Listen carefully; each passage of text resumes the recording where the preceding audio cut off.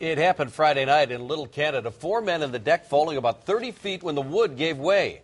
Inspectors spent the day at the apartment looking for clues, and Fox 9's Jody Ambrose is in the newsroom with more on that and signs your own deck could be dangerous. Jody? Well, the initial inspection hasn't turned up any answers for the balcony collapse at the Montreal Courts apartment, so the managers have now hired an engineering firm to investigate.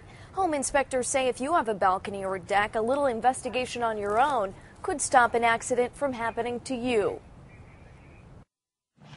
People step out onto their balconies and decks every spring, unaware if they're stable or safe. Certainly there's some concerns, just not really understanding the construction of my deck. Stacy Lindstrom has even more concerns after a balcony similar to hers collapsed at a Little Canada apartment complex.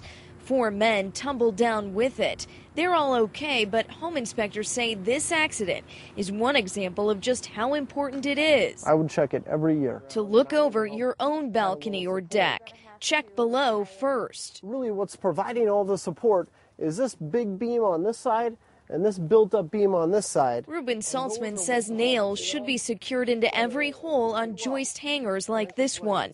You should also check for rotting wood. And this is more cosmetic, but if I saw that same type of decay back where it attaches to the house, that would be much more reason for concern. Decks and balconies often collapse because they're not properly attached to buildings.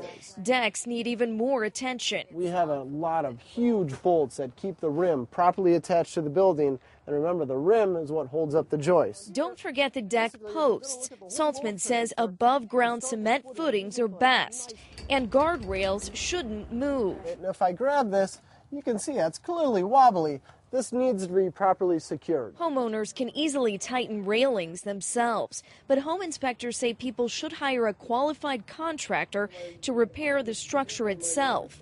Stacy's deck doesn't need an overhaul just yet, but she'll keep watching. And definitely take care of it before anything happens. Now, Stacy owns her townhome, but apartment residents are in a different situation.